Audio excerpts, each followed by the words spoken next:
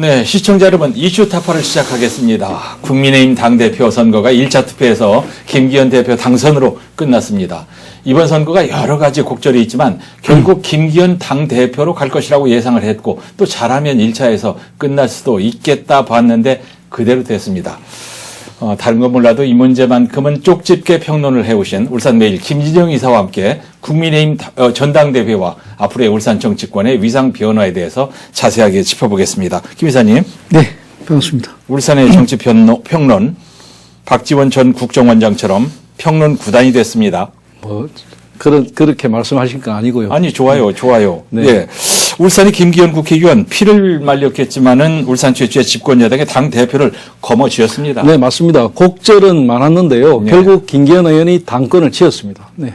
예, 그냥 당대표가 아니라 내년 총선에 공천권을 쥐고 있기 때문에 그냥 당대표가 아니란 말이에요. 네, 바로 그 점입니다. 예. 이제 공천권을 가지고 있는 당대표. 네. 사실상 실질적인 권한이 있는 실세 당대표라고 할 수 있거든요. 네. 이번 정당대회를 잠시 정리를 해보는 게 좋겠는데요. 좋습니다. 네, 이번 국민의힘 전당대회는 김기현 대표 외에도 지도부인 최고위원 그리고 청년 최고위원 모두가 친윤계 후보로 갖춰졌습니다. 예. 이준석 전 대표가 지난해 7월에 당원권 정지로 사실상 대표직을 상실한 지 8개월 만에 네. 온전히 윤석열 대통령 직할 체제로 재편이 된 셈입니다. 네. 이 김기현 의원이 참 되게 냉정하신 분인데 감격해서 그런지 선거 기간에 세 사람한테 너무나 시달려서 그런지 울더라고요. 예. 가슴이 찡하던데. 자, 그래서 마지막까지 결과를 알 수 없겠다 이런 얘기도 나오지 않았습니까? 네, 아무래도 이번 모바일 투표 그리고 투표 또 ARS 투표 이런 과정에서 네. 너무나 많은 당원들이 투표에 참여를 했거든요. 예. 실제로 대의원, 책임당원, 일반 당원으로 이루어진 선거인단이 83만 명이 넘었거든요. 예. 그중에 46만 1,300여 명이 투표를 했는데요. 많이 했어요. 최종 투표율이 무려 55.1%입니다. 이런 수치는 사실 역대 전당대회에서 최고치인데요. 역대 최고예요. 예. 친윤계 당원이 결집해서 대거 투표에 참여한 결과로 보는 그런 견해가 예. 상당히 지금 지배적입니다. 네. 김 대표는 그 친윤계와의 공조를 바탕으로 해서 3%에 머물던 초창기 지지율, 예. 제 출발이 그 정도였는데 이것이 석 달 만에 과반인 53%까지 끌어올렸습니다. 예. 굉장한 것이죠. 이를 두고 당 안팎에서는 윤석열 정부를 안정적으로 뒷받침하라는 당심이 폭발한 것이라는 분석이 나오고 있고요. 한편에서는 비주류 후보들이 또 다른 이야기를 또 하기도 합니다. 예. 그 말은 무슨 말이냐면 비주류 후보 3명에게 간 표를 합쳐보면은 47% 정도 되거든요. 이것도 무시할 수 없는 숫자다 이거죠. 예. 그러니까 견제와 균형의 역할을 바라는 당심도 확인했다. 예. 이런 평가가 나오고 있습니다. 이렇게 얘기하는 사람도 있습니다. 민주당 이재명 당대표 체표 동의안 부결됐으니까 우리도 뭉쳐야 된다. 이런 이제 결집 효과도 있었다 이런 얘기 하는데 네. 어쨌든 대통령도 무대에 올라와서 막 어퍼커트 날리는 세리머니를 하던데 자, 여기서요. 안철수, 천하람, 황교안 후보들의 득표 분석 한번 해볼까요? 네, 사실은 이제 여러 분석들이 나왔었는데 안철수 후보의 경우에는 전국적인 인지도를 가진 대선 주자급 후보 아닙니까? 그렇습니다. 그러니까 이게 아무래도 처음부터 1위를 달리고 이런 것도 있었거든요. 예. 입당 1년 만에 집권 여당 대표에 도전을 했는데 네. 이번 선거에서는 23.37%를 득표해서 2위를 차지했습니다. 예. 그러니까 전당대회 초기에 안 후보는 여러 여론조사에서 1위를 한 적도 있었거든요. 그리고 네. 앞서 나갔고 특히 나경원 그 후보가 사퇴를 하고 난 직후에는 상당히 올라가기도 했는데 예. 근데 이게 사실은 이제 안 후보 같은 경우에 윤석열 정부의 연대 보정인을 표방을 했음에도 불구하고 계속 싸웠거든요. 예. 그러니까 친윤계하고 대립각을 세우고 대통령실하고 대립각을 세우면서 집중적인 공격을 받았고요. 예. 어느새 선거를 하다 보니까 안철수 후보는 비윤주자의 대표 선수가 되어버렸습니다. 예. 결국 당내 절대 다수인 친윤계 조직표가 김 대표에게 쏠리면서 안 후보의 득표율은 예상보다 좀 더 저조했다. 예. 이런 평가가 나옵니다. 예. 본인이야 실망이겠지만은 천하람 후보에게 2위 자리를 내줄 수도 있다는 평가도 있었잖아요. 막판에는 그렇습니다. 치고 올라오는 기세가 컸으니까요. 근데 네. 결과가 실망스러웠는지 안 후보는 사실 그 전당대회 그 대표 경선의 발표가 있는 그 순간에는 안 보고 나갔죠. 예, 아니 그 발표는 듣다가 듣다가. 그 나중에 이제 김기현 대표의 수락 연설 자리 장면에서는 나가버렸습니다. 그러게 말이에요. 나갔는데 다만 그날 곧바로 페이스북에 글을 올려가지고 당원조의 선택을 겸허하게 받아들이겠다. 예. 또 김기현 대표께 축하 응원을 보낸다. 당에 들어온 지 얼마 안 됐는데도 불구하고 나에게 많은 지지를 해주는데 감사드린다 이렇게 밝히기도 했고요. 예. 또 김기현 후보하고 김기현 당선자, 김기현 당대표가 직접 통화를 통해서 두 분이 여러 가지 이야기를 했다고 합니다. 예. 그러니까 그런 이제 후유증 부분은 조금 가라앉았다 보면 예. 될 것 같습니다. 네. 안철수 후보는 참 그게 좀 문제인 것 같아요. 문재인 전 대통령의 후보 양보하고 미국으로 딸 보러 간다고 훌쩍 가버리고 이번에도 훌쩍 나가버리고 그러면 이제 좁쌀처럼 보이잖아요. 정치인이 그러면 안 되는데 뭐 품성이 그러니까 어쩔 수 없는 일이고. 자, 천하람의 돌풍이 상당히 셌단 말이에요. 열어보니까 역시 찻잔 속에 태풍이 되고 말았지만은 그래도 3%에서 시작한 사람이 15%까지 갔으니까 남는 장사였잖아요. 예, 굉장히 남는 장사였죠. 왜냐하면 천하람 후보라는 사람을 사실은 아는 사람 별로 없었거든요. 예. 김기현 대표보다 훨씬 지명도 떨어지는 사람이었는데 그렇습니다. 이 사람이 받은 지지가 14.98%, 예, 약 예. 15%거든요. 15% 정도. 그러니까 이게 무시하지 못할 수준이 되었습니다.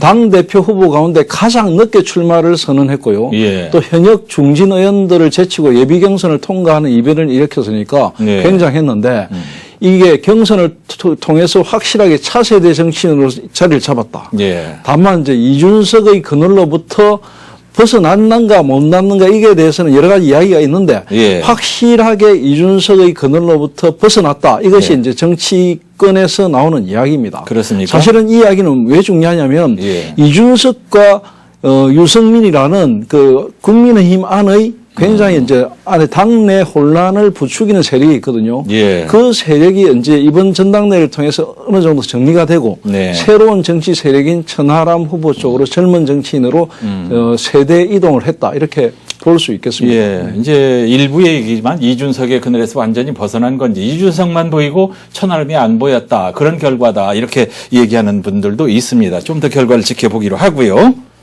자, 이제 분석을 대충 해봤는데 이제 본격적으로 우리 울산의 정치 위상 완전히 다른 위상으로 만든 김기현 대표 얘기해보죠. 수락연설에서 상당히 의미 있는 얘기를 많이 했어요. 네, 뭐 굉장히 힘찼는데요. 네. 그 김기현 대표는 선거 직후에 수락연설을 통해서 국민이 신뢰할 수 있는 유능한 정당으로 만들기 위해서 모든 희생을 각오하고 있다. 네. 또 하나로 똘똘 뭉쳐서 내년 총선에서 이 힘을 입증해 보이자, 압승을 하자 예. 이렇게 했고요. 네. 기자들과 만난 자리에서 가장 중요한 것은 일자리라고 미래 비전에 대해서도 이야기했습니다. 예. 청년들에게 꿈을 줄 수 있는 나라로 만들 것인지를 구상하겠다. 네. 좀 더 정치 지도자로서의 큰 모습을 보이는 그런 발언들을 했습니다. 예. 그리고 자신의 정치 행보는 이미 미래로 향하고 있다는 점을 분명히 하기도 했습니다. 예. 이제 선거는 끝났어요. 땅 문제 때문에 선거 기간에 아주 그 시달림을 많이 받느라고 자신의 정치 미래 이런 걸 얘기할 기회가 없었는데 지금부터 나와야 됩니다. 김기현 대표, 울산 사람들이 뭐 모르는 사람이 없지만은 그래도 어떤 인물인지 한번 쭉 소개를 해보죠. 네, 뭐 대부분 사람들이 뭐 시장도 하셨고 하니까 대부분 알지만은 예. 그래도 울산 대표하는 이제 정치인 됐으니까 한번 소개를 하자면 그렇습니다. 김기현 대표는 울산 강동 출신의 정치인입니다. 예. 서울대 법대를 졸업하고요. 한 7, 8학번인가 그럴 겁니다. 7, 8학번으로 졸업을 하고 예. 사법시험에 합격한 뒤에 판사로 임용돼 가지고 대구지법, 네. 부산지법 울산지원에서 판사 생활을 4년 했습니다. 예. 그리고 울산에서 변호사 생활을 했고요. 윤석열 대통령이 사석에서는 서울법대 1년 선배인 김 대표를 선배인이라고 깍듯이 부를 정도로 예. 그런 사이입니다. 네. 김 대표 같은 경우에는 2004년에 제17대 총선에서 울산 남구을 지역구로 국회의원에 당선이 된 이후에 내리 3선을 지냈습니다. 예. 그 시절에는 매일 일거리를 싸들고 퇴근한다 이래가지고 예. 보따리 보따리 장소라는 별명이 붙어 있고요. 성실한 분입니다. 네, 2014년에는 지방선거에서 울산시장으로 당선되어서 행정가로 변신을 했는데 예. 이때부터 김 대표의 이제 정치 인생에 여러 가지 변수가 많이 생깁니다. 민선 7대 지방선거로 들어와서는 송철호 시장하고 다시 붙었는데 예. 그때 바로 이제 그 땅 문제. 예, 청와대 하명수사, 땅 문제 이런 문제들이 막 불거지면서 이 곤혹을 치렀고요. 예. 결국 이런 부분들이 지금도 여전히 재판 중이긴 하지만 예. 뭐 청와대 선거 개입설 등이 튀어나오면서 선거 악재가 오히려 김 대표의 이런 전국적인 인물로 부상하는 계기를 만들어줬다. 예. 이런 이야기가 나오는 상황입니다. 예, 무슨 얘기보다도 울산에서 집권 여당의 당대표가 최초로 탄생했다는데 큰 의미가 있습니다. 울산의 민주당 지지자들도 이건 좀 반갑게 받아들여야 할 문제라고 생각해요. 뭐 그렇습니다. 근데 예. 그동안 뭐 울산 출신 정치인 가운데는 최형우 의원, 예. 최형우 의원이 내무부 장관을 역임했고요. 최형우 의원은 지금도 살아계십니다. 예. 그리고 돌아가신 김태호 의원이 내무부 장관 그리고 신한국당 사무총장을 역임한 바가 있습니다. 네. 비교적 최근에는 박맹호 의원이 새누리당 말기에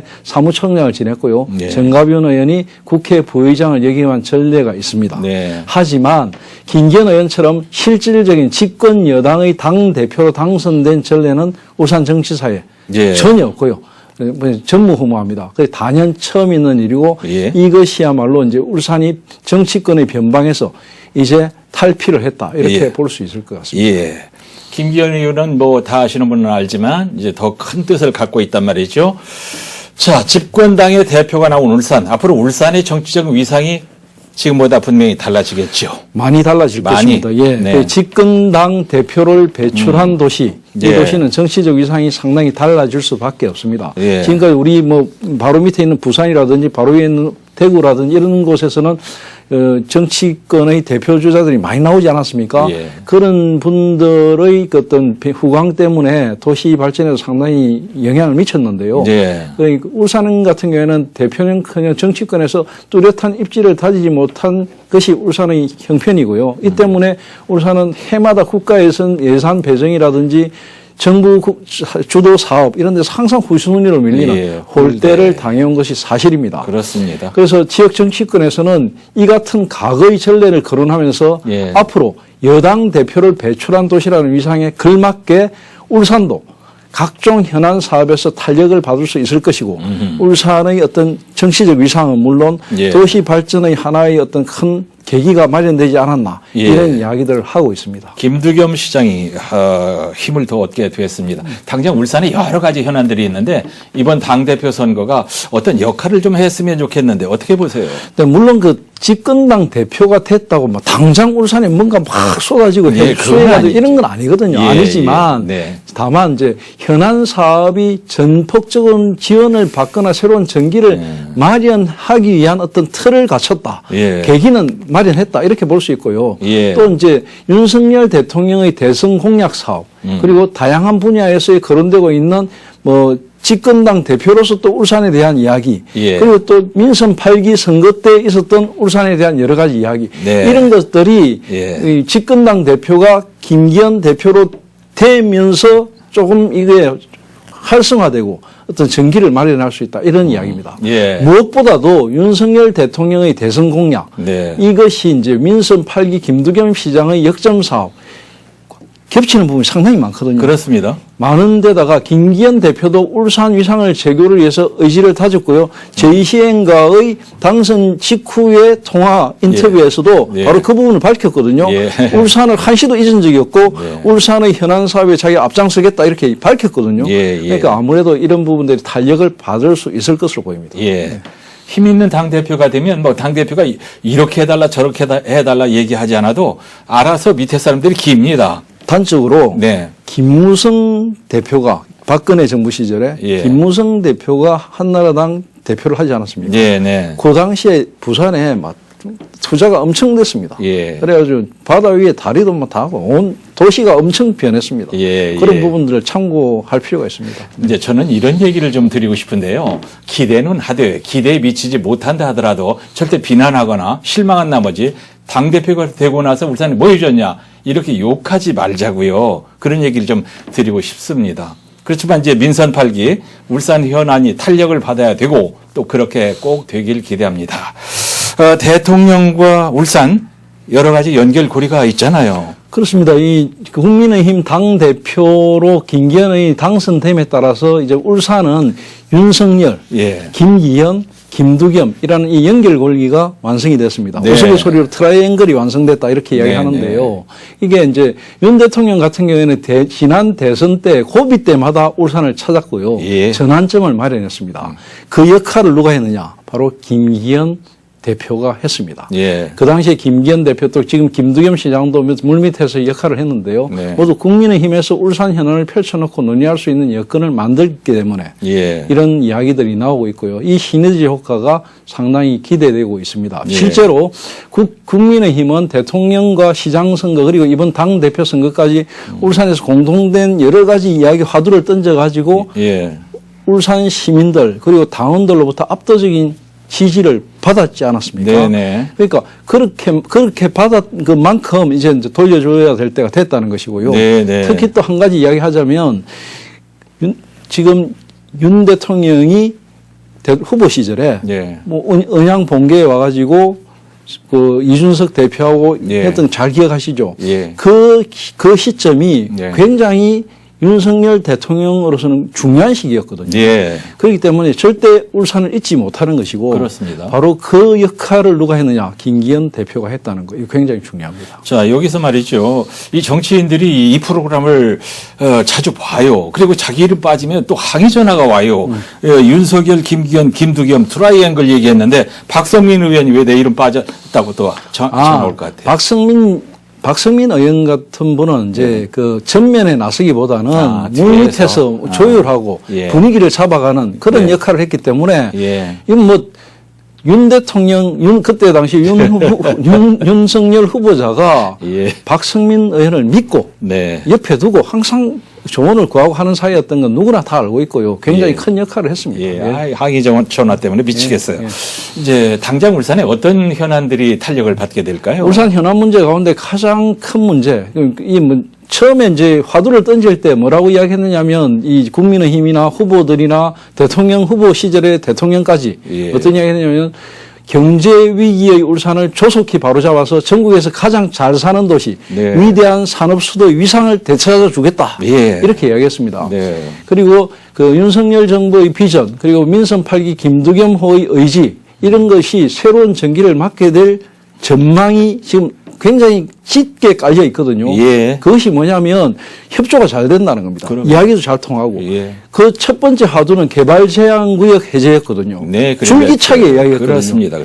그러니까 이게 너무 많이 이야기하다 보니까 김두겸 시장이 발언권을 지면은 그린벨트 시장이라고 한답니다. 다른 시도 단체장들이 너무 길게 해서 고마해라 이런답니다. 그 정도로 굉장히 스킨십이 잘 된다는 것이죠. 네. 그래서 이제 청년 일자리 문제, 기업 유치 이런 것도 다 그린벨트 해제가 있어야만 가능하다 이런 입장이기 때문에 아마 이 부분이 굉장히 탄력을 받을 것으로 보이고요. 예. 특히 국비 지원 없이는 SOC, 사회 간접 자본 시설이라든지 문화 시설, 미래 사업 이런 부분을 추진하기가 어려운 것이 현실이거든요. 예. 그런 부분을 뒷받침할 수 있는 건 역시 이제 정부 여당의 힘이 있어야 되기 때문에 네네. 그런 부분에서 굉장히 기대가 된다고 할 수 있습니다. 예. 특히 이번에 울산 출신 김기현 의원이 당대표에 당선된 것은 상당한 의미가 있는데요.